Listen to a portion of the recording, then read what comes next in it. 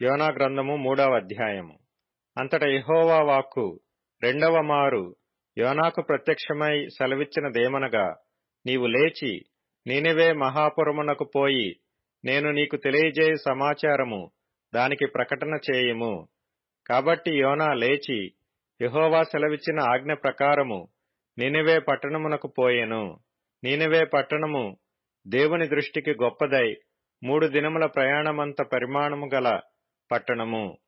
యోనా ఆ పట్టణములో 1 దినము ప్రయాణమంత దూరము సంచరించుచు, ఇక 40 దినములకు నీనెవే పట్టణము నాశనమగునని ప్రకటన చేయగా, నీనెవే పట్టణపు వారు దేవునియందు విశ్వాసముంచి ఉపవాస దినము చాటించి, గనులేమి అల్పులేమి అందరునూ గోనెపట్ట కట్టుకొనిరి.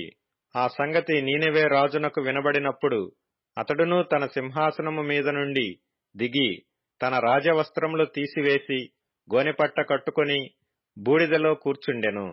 మరియు రాజైన తానును ఆయన మంత్రులను ఆజ్ఞ ఇయ్యగా, ఒకవేళ దేవుడు మనస్సు త్రిప్పుకొని పశ్చాత్తాప్తుడై మనము లయము కాకుండా తన కోపాగ్ని చల్లార్చుకొనును గనుక మనుష్యులు ఏదియూ పుచ్చుకొనకూడదు, పశువులు గాని ఎద్దులు గాని గొర్రెలు గాని మేత మేయకూడదు, నీళ్లు త్రాగకూడదు. మనుషులందరూ తమ దుర్మార్గములను విడిచి తాము చేయు బలాత్కారమును మానివేయవలెను. మనుషులేమి పశువులేమి సమస్తమును గోనెపట్ట కట్టుకొనవలెను. జనులు మనఃపూర్వకముగా దేవుని వేడుకొనవలెను అని దూతలు నీనెవే పట్టణములో చాటించి ప్రకటన చేసిరి. ఈ నీనెవే